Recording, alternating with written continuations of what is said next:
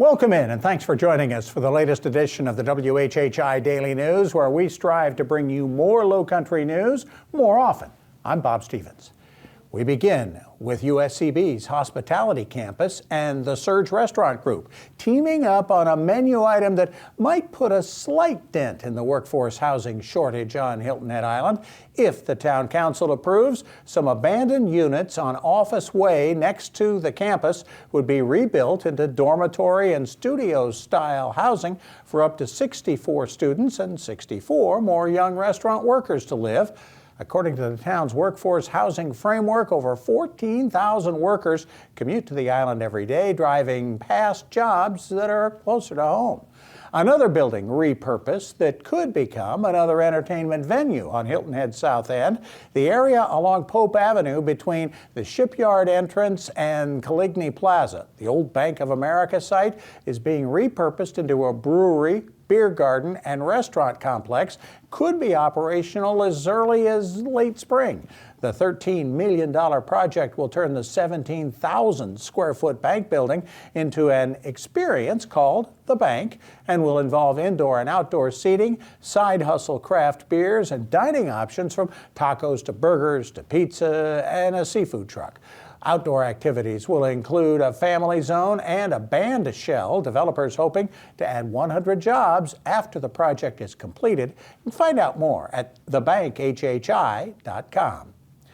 Monday's Martin Luther King Jr. national holiday may be taking on a little more meaning in our part of the Lowcountry.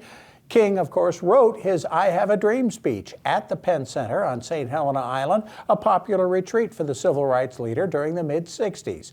Among the weekend activities, a community sings Sunday night at the Penn Center, a parade in Beaufort on Monday morning, one at Hilton Head High also on Monday morning, and then Bluffton hosting a program, march and picnic at the Bluffton Town Hall during midday.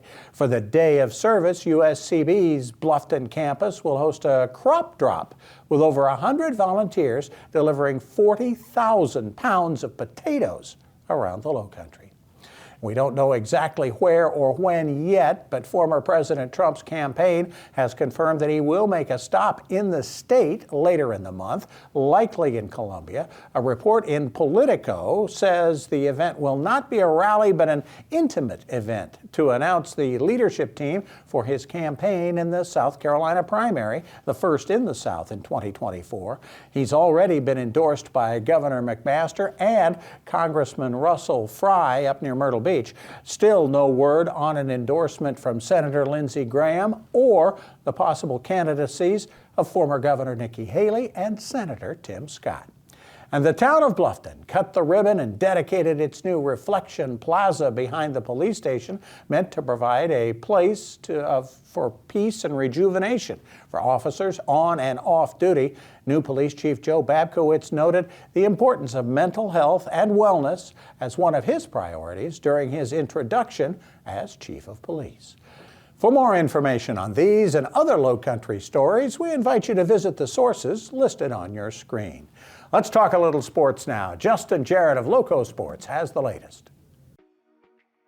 Hey, it's time for Last Night in the Lowco on WHHI, powered by LowcoSports.com. At noon Saturday, it's high school football season for one more game. The biggest stars from the Lowco that you've followed all season in WHHI's Bowl Series and through our coverage on LowcoSports.com will team up to take on a squad of standouts from the Georgia Coastal Empire for the 5th installment of the Blitz Border Bowl.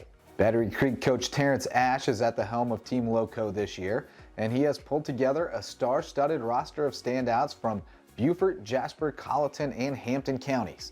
The offense will be led by prolific Bluffton quarterback Max von Hohenstraten and bruising May River running back Jaden Jones, as well as Hart Cushman and Aaron Lamb, two of the starters on the dominant offensive line for Beaufort's state championship squad. Fellow Eagles Lamar and Jamar Knight will be part of an excellent secondary, along with May River's Darian Perry.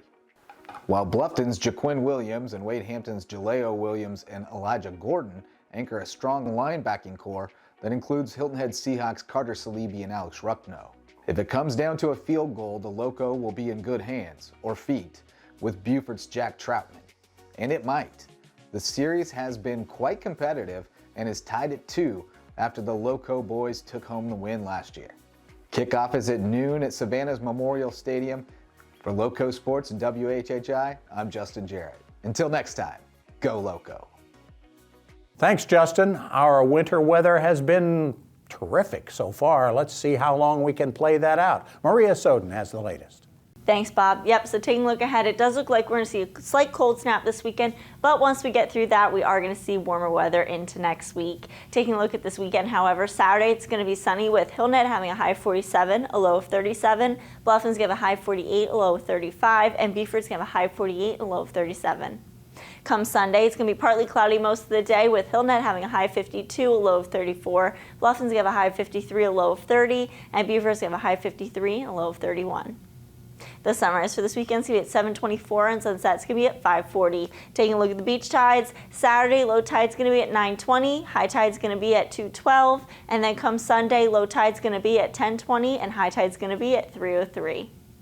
Taking a look into next week, Monday is going to be partly cloudy with highs in the 50s and lows in the 30s. Then come Tuesday, it's going to be cloudy. We're going to see a slight increase in temperatures. Highs are going to be back in the 60s and lows in the 40s. And then come Wednesday, it's going to be partly cloudy with that warmer weather I was talking about. It's going to be highs in the 70s and lows back in the 50s. That's it for today. Let's send it back to the desk. Thanks, Maria. Up next, we're going to get an update on Second Helpings and their efforts throughout the Lowcountry. We're also going to talk schools from a couple of different angles. Stay with us.